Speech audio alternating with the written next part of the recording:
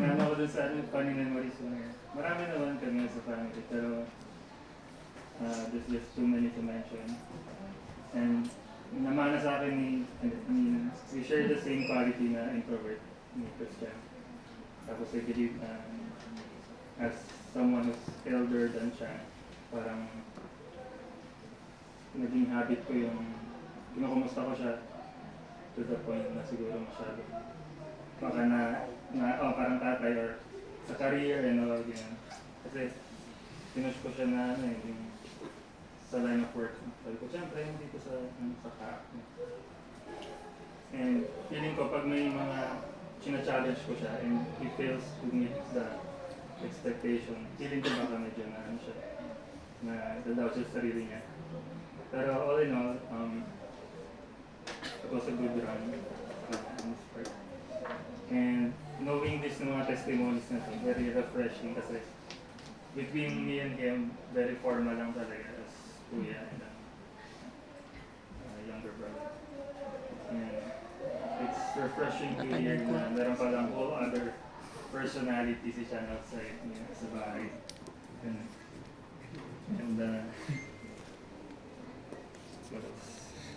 Marami pa. yun, parang feeling ko late bloomer to si Christian kasi alam mo yun, parang feeling ko yung friends niya throughout elementary, high school, and in college, and so work, it helped him grow, and yun na, magkaroon siyang sariling qualities niya. And so, thanks to you guys for being here, and being here. At least. Thank you, Kuya Kebs. Thank you. Sige, pero po ba din yung taga-elevate? Elevate.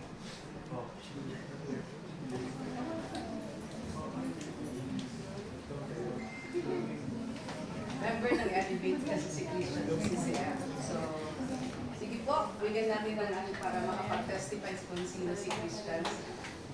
Mga taga-elevate. Wala dito yung sige.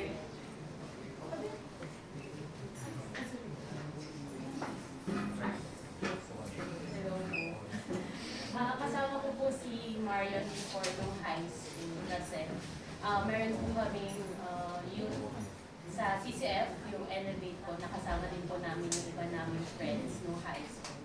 And si Marion po yung isa sa mga nag-aya sa mga friends namin na pumunta sa mga youth service, ganyan. And also, siya din po yung mga nagsama sa kanila sa church. And ayun po, si Marion po, mabait po siya. Mabait nakita na niyo kuha. na po yung dami ng friends niya from elementary, high school, senior high to college. Yun siguro yung patunay na You want to talk friendly din talaga also? si Marion kahit My tito, introvert siya. I am the favorite of my tito. Pero nandyan lang siya sa He is so makulit. What do you say about Tito Chan? Malaki po yung He is so presence. makulit. Kinukulit si Aya. So, So, ikaw na next. Akala ko sabi mo ako.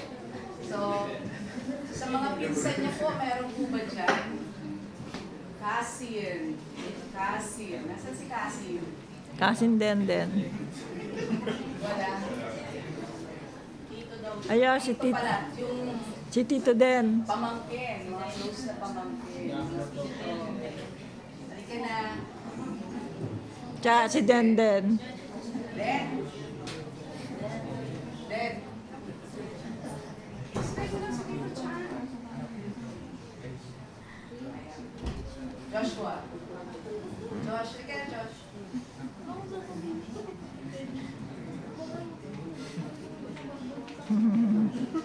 Joshua, halika na. Memories mo. Denise.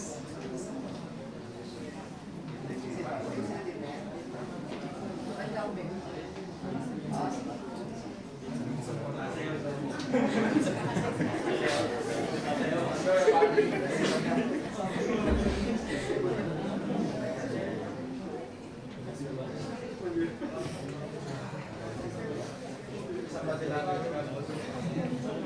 So, nakilala namin si Mario grade 7. Pero naging close kami grade 8 dahil doon lang kami naging ka-classmate. kilala nga natin si Marion na tahimik, mayayain. Pero ano din siya, maloko din.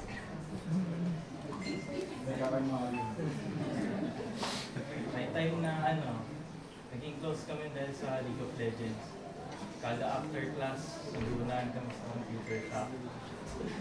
So, ako hingan na sa pagtakbo siya, ganito lang yung lakad. Mahaba yung ano niya, legs niya. Tapos meron tayong din nung grade 8, nagagalit yung teacher namin.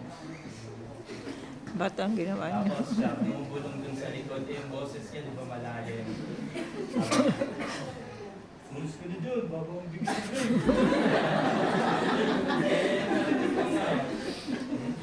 Narinig ng teacher namin, nagalit. Yan, nag-ano siya.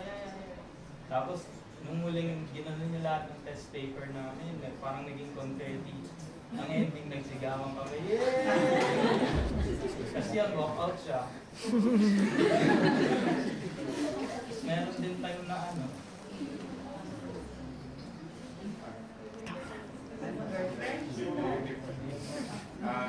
Bali yung isang advisor kasi namin, yung physical appearance niya, medyo malaki yung ulo. Tapos, biglang tumahimik kasi yung klase namin nun.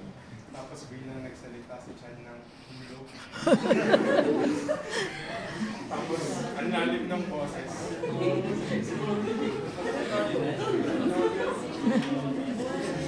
So, talaga si Tito Chan. Okay lang, diba? Bay, okay lang. Okay na. Kasi nasabi yun Yun si ng friends Marion.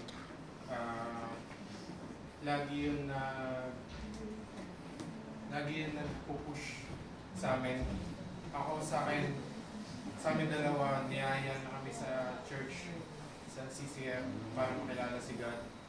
And lalo kapag exam din, hindi yun nakikita ng iba, pero isa siya sa sobrang sipag mag-review. Tapos, nagbibigay siya ng mga pointers kung paano mag-review, mag-aaral. Basta lagi niya kami nire-remind mag-pray. Ayun lagi niyang message sa amin. Kahit kami nga kasi yung bilay niyang prayer. Kahit na gano'n, tinatanggap niya kami, inintindi. Ganun siya kabait. Kaya makita niyo naman maraming nagmamahal sa kanya. Tapos malakas din siya kumain. Meron kaming memory na sinolo lang namin yung isang bundle ng McDo. May dalawa lang. Tapos nag-team. Diba? Tapos nag-team labas kami. May siya sa K-pop. Nag-team labas kami sa Blackpink. Yun, nag-Vikings kami sa MOA. Kami dalawa lang. Pagkabilang dulo. Tapos, pinaka di ko sa kanya. Kasi yung, umayak si alam niyo, Kuya takot nga. ako sa daga. So, lagi niya ako sinesenda ng Please, random kadalawa. videos, pictures, Ano ng ba daga. yun? Ano Kahit yun? hindi kami mag-uusap, magsasenda lang siya bigla. Ma, hantas sa matay. Ano ba yan? Marami po po, pero yun. Thank you. So last pa natin, asan si ate? Ate Kat. Where's Ate Kat? Ate si Ate Kat. Si Kat. Si Aya. Aya, what will you say? Diba? Ate Kat. Okay. Si ate muna. Bali siguro yung pinaka naalala ko memory from siya, yung pinaka-old is yung bata pa siya, birthday ko, binigyan niya ako ng gift. Eh, syempre bata, saan siya kumuha ng pera pagbili na? Hindi ko alam kung stationery. Sobrang na-appreciate ko yung memory na yun. Lalo ko siya naalala doon. Dahil, parang Na-surprise. hindi kasi, diba, Hmm. sobrang observant niya. papasok siya ng kwarto biglaan. Kunwari magsasalamin, pero check niya lang ako. Hindi tayo iiyak. Tapos na kami.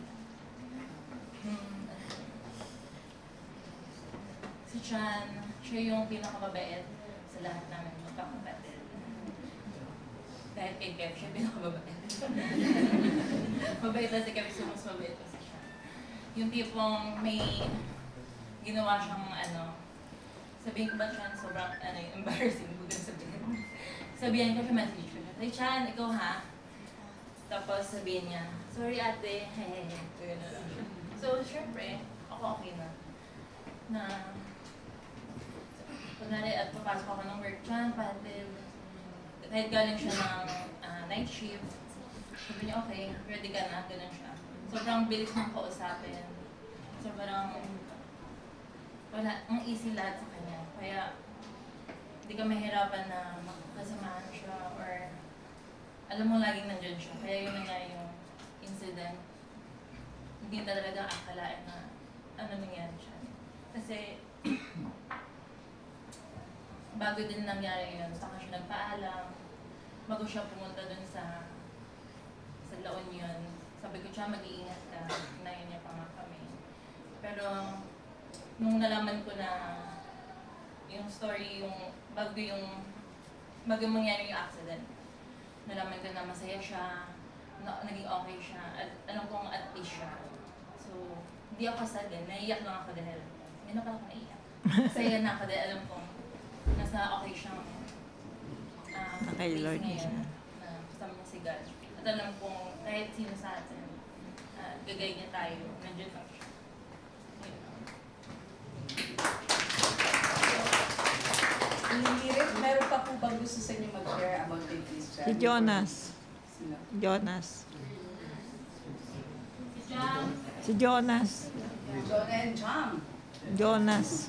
Jonas. Best friend. Si Jonas daw, saka si Jam. Si Jonas. Nasa si Jonas? Jonas! Friend siya ni, ni Christian. Jonas.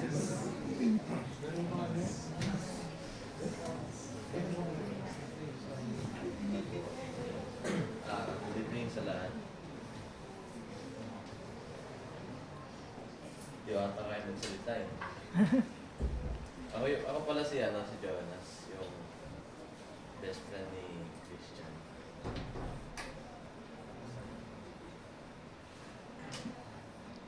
Number one. Number one. Actually, third year high school pa lang, grade 9 pa lang. Siya palagi yung kasama ko.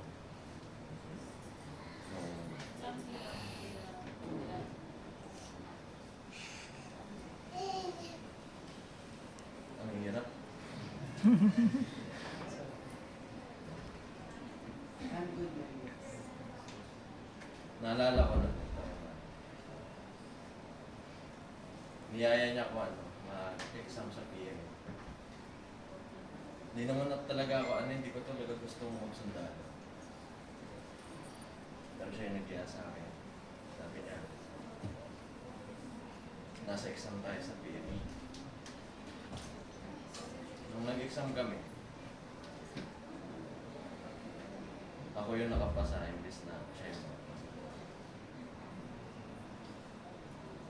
Tinuloy ko. Naramdaman ko yung hardships na pagsusundalo. Sabi niya, susunod ako dyan. Yung kaibigan na isa rin namin, niyaya niya ulit mag-exam ng PM. Yun ulit yung nakapasa. So, ngayon kami yung sundalo. Siya, sundalo ni Lord. The Lord. Sobrang bait nito.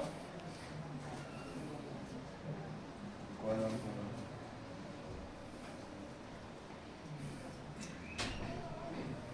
hindi ko pa rin matanggap. Pero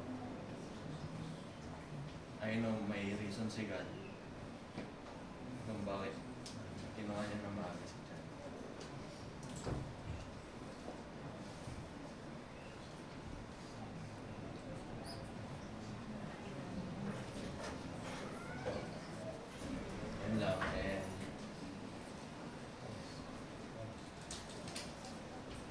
Christian, thank you for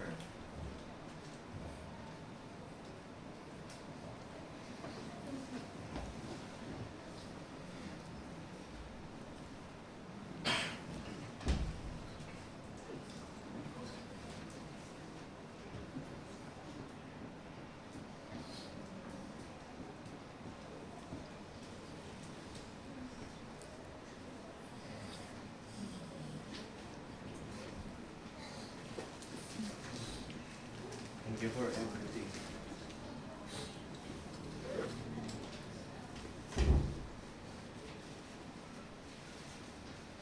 Sa advice,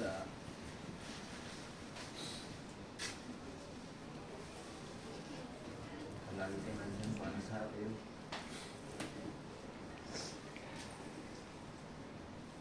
Pagka nami-miss ko yung family ko dito sa Pasig.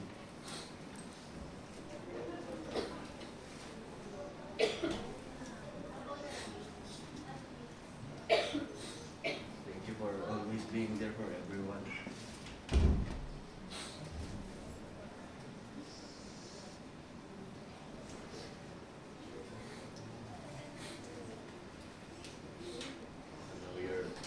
I know you're in the place na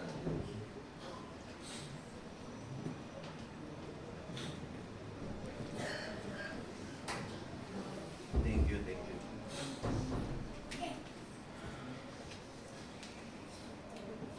Yan lang po para sa akin. Maraming salamat. Michael, Ira. Ira. Ayan. Bakit ko kilala yung pangalan na Ira? Everyday kasi na nagla-live kami sa church. Nag-online si Christian. And hindi naman siya nagko-comment. Ang comment lang na Ira. Sabi ko, sino si Ira? Bakit maraming Ira? Hindi ko naman makit kasi wala information. So, questionable sa akin or question mark sa akin word na Ira. So, Ira. Ito na pala ang face ni Ira. Ira, ikaw naman mag-share. Hindi ko alam kung paano. Okay.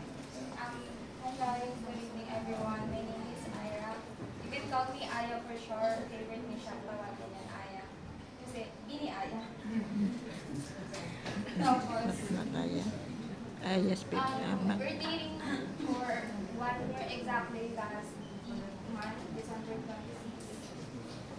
And then, sobrang daming memories. Hindi ko na mag-down. Sobrang. Pero the most na nagpapaalala sa akin yung mission, bababa ako ng parking. Kasi, syempre sa parking madilim. So kapag maglalakad sa sobrang overthinker ni Christian, sasabihin niya, love, paano kung dun sa gulo na yan may zombie? Paano tayo? Paano, tatakbo ba tayo? Ganun siya. Paano kung, kunyari, nandito siya? Paano kung nakaupo siya siya? Paano kung nahulog yung, or lumubo yung gusali? Ganun siya. Sobrang overthinker niya. So pag nasa isang lugar na ang dami niyang maiisip. Pag nakakita siya ng ballpen dyan sa tabi, isipin niya, bakit may ballpen dyan? Anong ginagawa ng ballpen dyan? Ganun siya. Sobra. Tapos, since yung daddy ko kasi is Chinese siya, sobrang strict ng parents ko. So, kailangan niyang mag-aral ng Nihongo, kailangan niya mag-aral ng mga Chinese words para lang makapasa siya sa daddy ko. So, since malaki yung salita ni Krisha, ay yung boses ni Krisha, kapag kasi Chinese, sa isang word, dapat masabi mo siya ng tamang salita. I mean, tamang pronunciation. Kasi mag-iiba yung meaning niya. So, hindi ko na matandaan kung ano yung sinabi niya kay Papa, pero nag-download siya ng app ng Chinese. Ganun. Para lang aralin niya lahat. Natawagan ko siya. So, sobrang pag-aaral niya, ang nasasabi niya na sa akin, puro Chinese word. Tapos hindi ko na alam kung ano yung sinasabi niya. Kasi sa sobrang, yung nakatatak na sa utak niya, puro Chinese word. Tapos one time, sabi, kinausap niya yung daddy ko as Chinese. Hindi siya maintindihan ng papa kasi lahat ng sinasabi niya hindi tama. Pronunciation. Ang akala ng daddy ko is minumura na siya ni Christian. Sobrang nakasipot. Tapos, ito ba?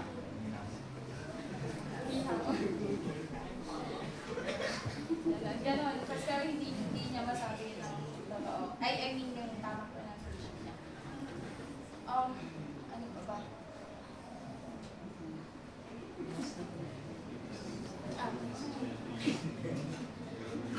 Yung... Okay. Sasabihin ko sa'yo, ba't ka kami nandyan? Oh. Okay. AMS po kasi yung tawagan namin, safest person in the universe. Since kapag kasama niya si Christian, kahit nandiyan lang siya sa limit, alam yung ligtas kayo, sobrang safe kayo. Pero one time, eto, nalala ko na. Hindi pa kasi ako na-aksidente sa motor. So parang kasi siyang pusa.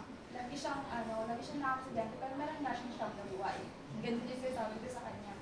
Kasi tuwing nabubusog siya, lagi niya sinasabi, feeling ko ma-aksidente ako mamaya. Ganun yung sinasabi niya palagi. So kuha kami ng passport kasi, since ayun nga yung kay Jonas, since sinabi niya ng board, graduate na kasi ako sa April ng accountancy. And then, wala siyang, hindi ako pinahirapan. Sa next week, mag-take na ako ng graduation picture. Lahat yun siya nag-send kung saan ako mag-take ng graduation picture. And then, ang sabi ko sa kanya, mag-take na ako ng board, sumabay ka sa akin, gano'n. And then sabi niya, hindi niya daw kaya mag-fail yet. Sabi ko sa kanya, sabi ni Tita sa amin na, mag-take kayo ng board kasi magpapakuha tayo kayo. Papakuha ko kayo kay Kuya Jose. So sabi ko, sige mag-take tayo ng board. Sabi niya, hindi daw niya kaya kung kaya. Hindi daw niya alam kung kaya niya. Sabi ko sa kanya, kaya niya hanggang sa, ayun, ready na lahat ng papers namin, nag-review na kami together. Hindi pa naman din sa review center, pero ayun, nag-review na kami. Tapos, last na call niya sa akin nung bago siya na-aksidente. January 4, 3 p.m. Sabi niya sa akin, love, naliligo na sila Jairus. Tapos, kakain na pala kami, sarap ng milk tea sa labas. Kapag pumunta tayo dito, bibilang ka na ng milk tea. Ganon. Mas ang dami niyang hinain. Sobrang dami niyang hinain. Lagi niya sinasabi sa akin yan. Tapos ang sa akin is yung tiyan ni Jairus. Kasi sinisend niya sa akin na yung tiyan ni Jairus. Kasi pag naglalakad si Jairus, ang nauuna is yung tiyan niya. Yung tawa na si Christian doon. Nakita niya yung tiyan ni Jairus. Sabi niya sa akin at that time, matulog ka na. Kasi pagising mo, mag-review mo ulit. Gigisingin kita ng 6 p.m. para papasok ka ng 8 p.m. Since call center ako gabi, pasok. Tapos gigisingin ako ng 6 p.m. akong 30 minutes na mag-review before ako napasok. Sabi niya sa akin, kailangan mong mag-review kasi kailangan mong makuha yung diploma. Kasi aalis tayo ng Pilipinas, ganyan. May passport na kami. May passport kami. Before namin makuha yung passport, na-aksidente pa kami. Tapos, ayun pa, na parang hindi siya reward na kailangan kumuha kami ng passport agad. So, ayun, na-aksidente kami, hindi natuloy yung passport namin. Kasi dapat mag-Japan kami for nung birthday ko noong August 16 kasi hindi siya natuloy. Hanggang, ayun na, nakaready na lahat. Hindi ko na lang in-expect na ganito yung mangyayari. Yung 6 na, hindi ako tinawagan ni Christian. So, nagising ako ng 7 na. Hindi ko lang nabasa yung message ni Jairo sa akin na tumawag. So, hindi ko pinapansin yun. Hanggang sa na-receive ko yung message ni Natira na ayun na nga, nawala. So, hindi ako naniniwala doon kasi alam ko na si Christian lumawag. Sa kanya ako nakalambing. Kasi malikta ko, ito ako eh. So, ayun, ang naisip ko na, sabi ko nagpa-prank lang sila. Sobrang nagpa-prank lang sila kasi alam kong marunong si Christian lumawag. Until Ikaw naman. tumawag na sa akin sila. Gawin na si Mama. Ayun na, hindi ko na in-expect lahat ng nangyayari.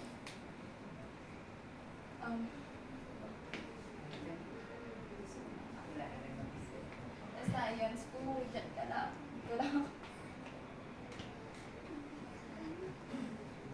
Ayun. Thank you guys, and thank you so much for loving this channel. So, meron pa ba na mag-share or Si Kuya Jam po. Kuya Jam? Hindi ka mag-ano Jam. Si Kuya Jam po.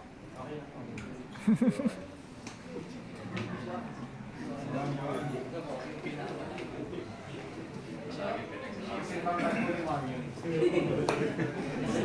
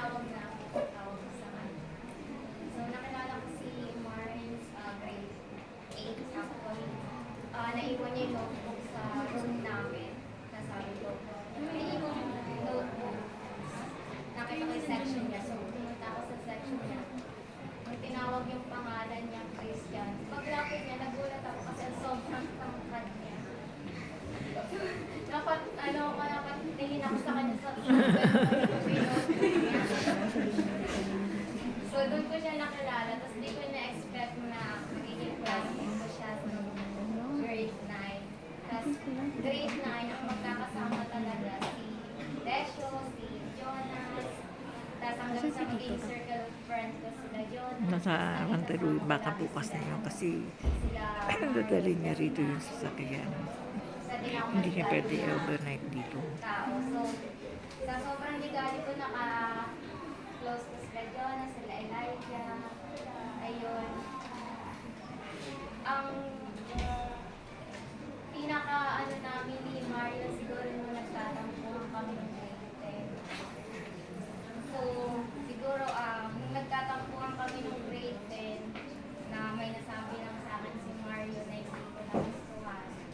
Tapos, ang nangyari nun is, ang super bait ni Marian, ang thoughtful niya kasi nag-iwan pa siya nung kinabukasan, nag-iwan pa siya ng letter sa bangkot na may bawas na chocolate. Nasa akin pa yung letter niya. Tapos sabi niya, sorry na kapatid. Kasi kapatid dahil nga si Mario napakatrauma. Tapos ako, di naman, ang sample lang na level lang ng kahit si Mario. So parang kuya yung tingin ko kay Mario. Tapos ako yung bunso ni Mario, kaya kapatid ko rin yan namin. So sabi niya, sorry na, kunin mo na lang. Sorry din sa bawas na chocolate.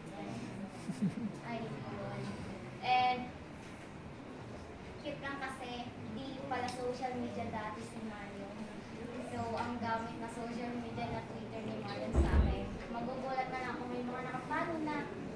Di ko kilala kasi in-stalk pala ni Mario sa Twitter ko dati.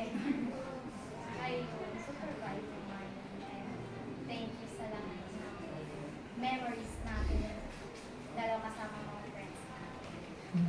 So, i-add ko na po dito para, meron pa ba? May nag-try.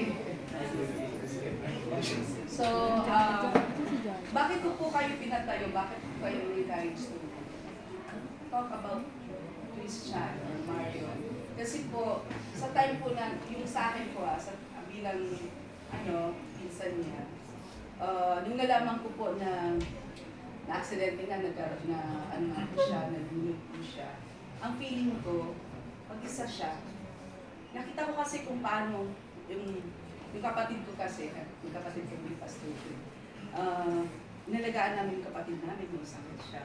So, mahabang panahon namin siyang inalagaan, sinamahan, kasamang kumain sa labas, okay, pagpunta ng doktor, hanggang nakasama namin hanggang sa huling hininga niya.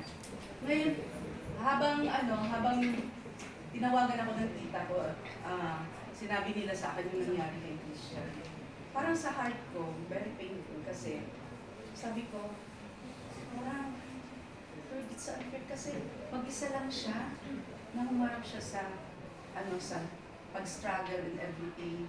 Tapos, nadinig ko pa na, nakita na lang nila, nakataas yung kamay. Parang sa akin, sabi ko, Lord, parang baka painful sa heart ko na, na malaman ko yun. Tapos, nung dinala siya sa hospital, wala yung mga kapatid or magulang niya. Parang sa akin, sobrang lungkot yun na aalis yung isang tao na wala sa Family. friends or kamag-anak or immediate na parang so painful pa talaga sa akin.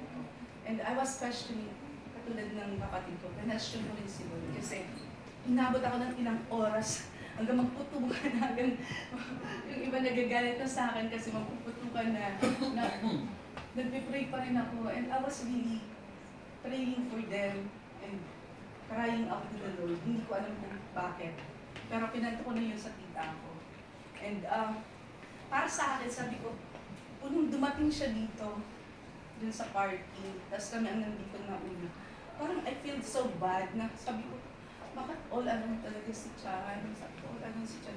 And suddenly, pagdating ko nung Monday, namin dito ng Monday, unti-unti na nagdatingan. I was so overwhelmed with a lot of young people coming in, coming out, going out, coming in dito sa chapel. And wala yung day na hindi na po ng chapel na po ng mga kabataan. Mga bata pa po kayo sa pagtabo ha. Yung mga matatanda na po pa kayo sa magulang niyo, pero sa akin, parang mga bata pa kayo katulad ng pinsan ko.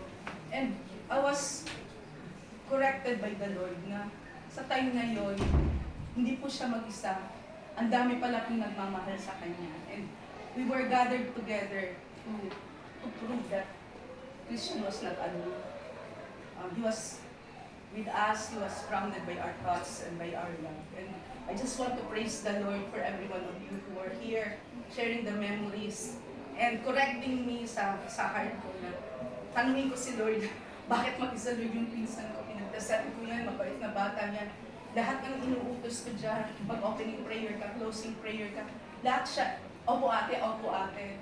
And then suddenly, ito nga, katulad ng friend niya kanina na masakit sa pag-alis. Pero, you know, ito po pala ang isang natututunan natin na sa life natin, maaaring mahaba o magsi lang ang buhay natin. But we will be complete because of all the people around us. And I just want to praise the Lord for all the people na nandito na pumunta at sumuporta sa Kanya. And I want to invite you guys to close your eyes and lift up your right hand and just